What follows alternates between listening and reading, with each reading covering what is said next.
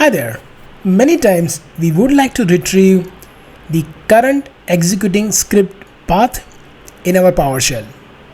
So let's see how can we get a path where the current PowerShell script is actually executing. One of the way is, first let's put right host. So one of the way is to use my invocation dot my command dot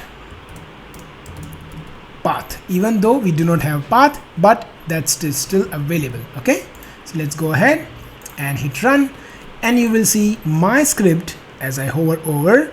It is under C drive PowerShell examples, sample folder to zip, body config font, under that folder 2, and then the script. So I have my script and we get the full path including the script with this method. We can also use another way, which is right host, then ps script root, and then if you just hit run, you will also see now we get up to folder level where this script is currently executing.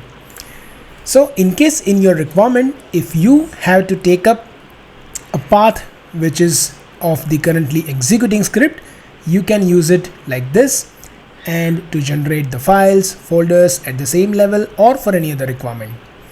I thank you for watching the video.